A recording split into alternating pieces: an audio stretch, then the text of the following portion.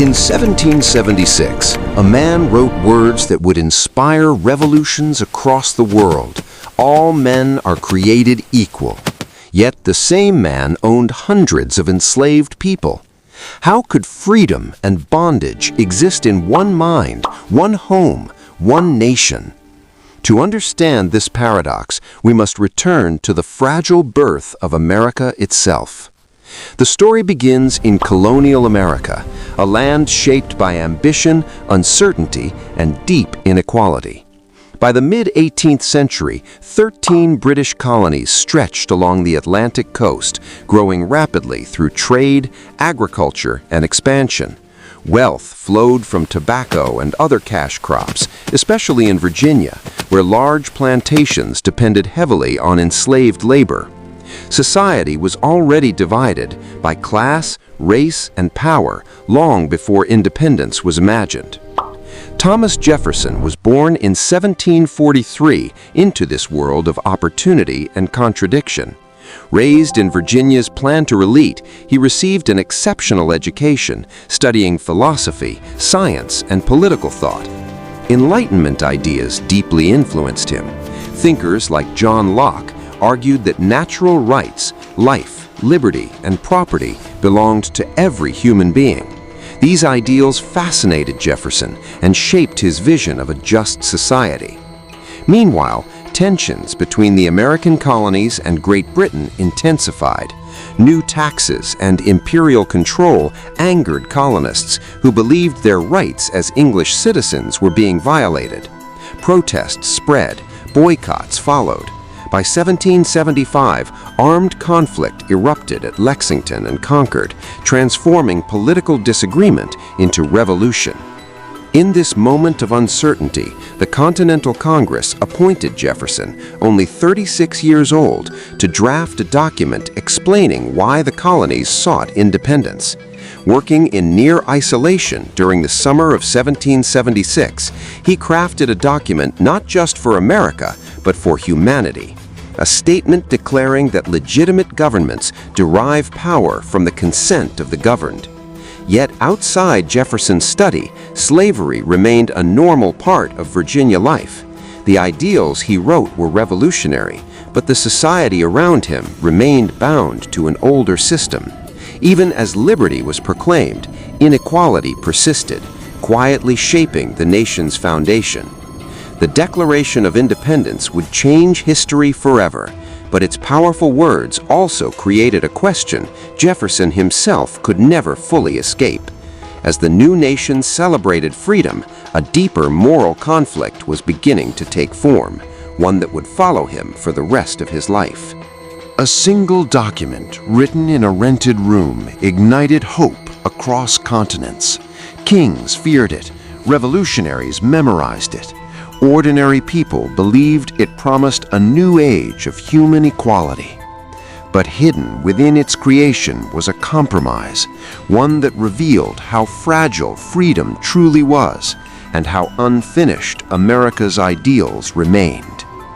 On July 4, 1776, the Continental Congress officially adopted the Declaration of Independence. Though edited by fellow delegates, the heart of the document remained Jefferson's words, clear, bold, and unforgettable. It announced that all people possessed inherent rights and that governments existed to protect those rights, not control them. The statement was radical for its time. Monarchies ruled most of the world, and political equality was almost unimaginable. Jefferson's language transformed a colonial rebellion into a universal argument for human liberty. Copies of the Declaration spread quickly through newspapers and public readings. Crowds gathered in city squares to hear its words spoken aloud. For many colonists, independence meant hope, the possibility of building a society based on consent rather than inherited power. Yet behind the scenes, the document revealed an uncomfortable truth. Jefferson's original draft included a passage criticizing the transatlantic slave trade, blaming the British Crown for sustaining it. However, delegates from southern colonies and merchants tied to slavery objected strongly. To maintain unity among the colonies, the passage was removed. Independence required compromise, and slavery remained untouched. This decision reflected a painful reality. The American Revolution championed liberty while relying economically on enslaved labor. Many leaders recognized the contradiction, but feared that confronting slavery might fracture the fragile alliance needed to win the war against Britain. As the Revolutionary War unfolded, the ideals of freedom inspired soldiers and civilians alike. Some enslaved individuals sought liberty by escaping to British or American forces, hoping the conflict might change their fate. The meaning of freedom was expanding, but unevenly and uncertainly. Jefferson's words had set a moral standard far greater than the society that produced them. The nation had declared equality, yet millions remained excluded from its promise. Victory in the Revolution would bring independence, but peace did not resolve the contradiction Jefferson helped create. As America struggled to define its future, the question grew sharper. Could a republic built on freedom survive while slavery endured at its core?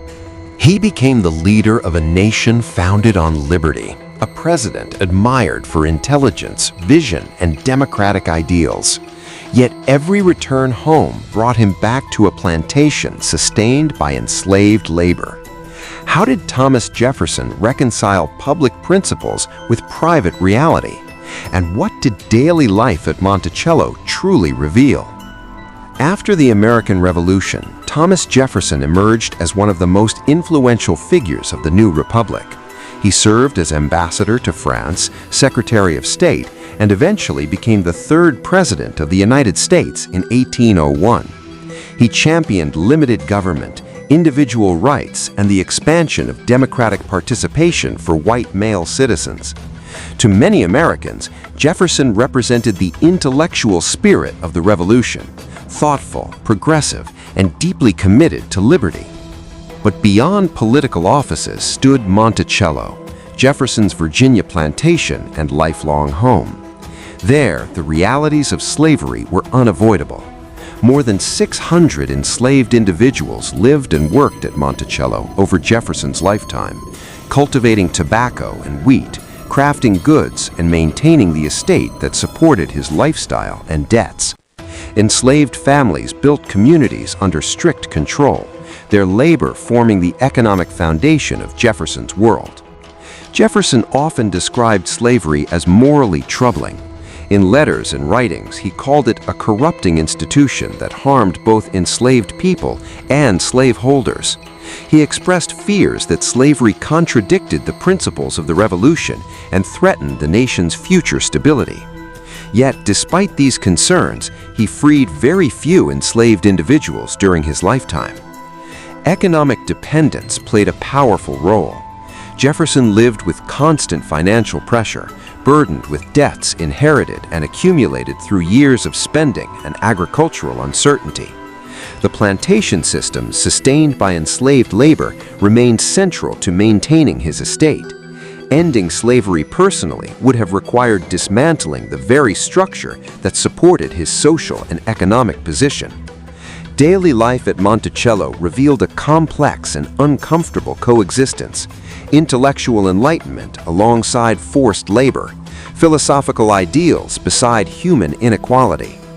Jefferson's personal world mirrored the broader American struggle, where freedom expanded politically while remaining limited socially. As Jefferson aged, criticism and controversy began to grow. Questions about slavery and about his own actions would no longer remain private. The contradictions surrounding his life were about to become impossible to ignore, and history would begin to ask harder questions. As America expanded westward, Jefferson's vision shaped the nation's future, but so did its deepest moral conflict. Newspapers began whispering accusations. Critics questioned his character, and a private relationship, long hidden from public view, threatened to expose the uncomfortable truth behind a man who preached equality yet lived within inequality. During Jefferson's presidency, the United States entered a remarkable growth. In 1803, the Louisiana Purchase doubled the nation's size, opening vast territories for exploration and settlement. Jefferson imagined a republic of independent farmers, believing widespread land ownership would protect liberty and democracy. The young nation appeared full of promise, moving confidently toward the future. Yet expansion carried an unresolved question. Would slavery spread into these new lands? The issue increasingly divided Americans. Northern states gradually moved toward abolition, while Southern economies remained deeply tied to enslaved labor. Political debates intensified, revealing how fragile national unity truly was. At the same time, Jefferson faced personal controversy. In 1802, journalist James Callender publicly accused him of maintaining a long-term relationship with Sally Hemings, an enslaved woman at Monticello. The allegations shocked the public and were widely debated in newspapers. Jefferson never publicly responded, choosing silence as political attacks grew louder. For many Americans, the accusations symbolized the nation's deeper contradictions. Jefferson, author of Equality, was now linked to a relationship shaped by unequal power within slavery itself.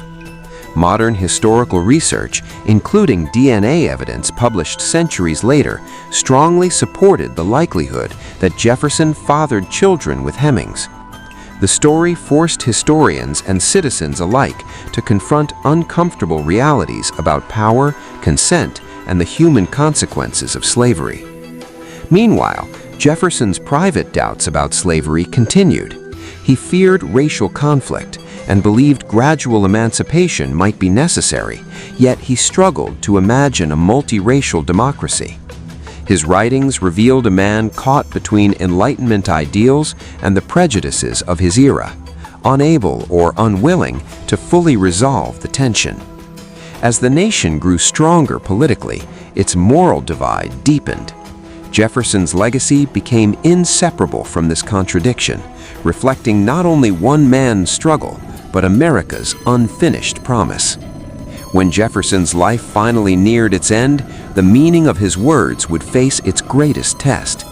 The ideals he left behind would inspire generations, but they would also ignite debates that continue even today, forcing history to ask what freedom truly means. On the same day America celebrated 50 years of independence, Thomas Jefferson took his final breath. The author of Equality was gone, but the question he left behind only grew louder. Was he a champion of freedom, a prisoner of his time, or both? His legacy would spark debates that still shape the modern world. Thomas Jefferson died on July 4, 1826, exactly 50 years after the adoption of the Declaration of Independence. Across the young nation, church bells rang in remembrance. Many Americans honored him as a founding visionary, a philosopher who helped give birth to a republic grounded in liberty and self-government. Yet even at the moment of celebration, the contradictions of his life remained unresolved. After his death, Monticello's financial debts forced the sale of property and enslaved individuals who had lived there for generations. Families were separated, and the system Jefferson had long described as troubling continued beyond his lifetime. The reality revealed a painful truth. The institution of slavery was larger than any one individual, deeply embedded within American society and economy. In the decades that followed, Jefferson's words gained new power. Abolitionists quoted the Declaration of Independence to argue that slavery violated America's founding principles. Later, leaders of civil rights movements would also invoke his phrase, "All men are created equal," as a moral promise yet to be fulfilled. His writing became both inspiration and accusation, a standard against which the nation measured its own progress. Historians today view Jefferson as a deeply complex figure. He expanded democratic ideals, promoted education, and helped shape modern political thought. At the same time, He participated and benefited from a system that denied freedom to others. Rather than offering simple judgment, history presents him as a reflection of a nation struggling between ideals and reality. There's no next chapter in Jefferson's life, but the conversation he began continues. Each generation returns to his words, searching for meaning and asking whether the promise of equality is finally becoming reality.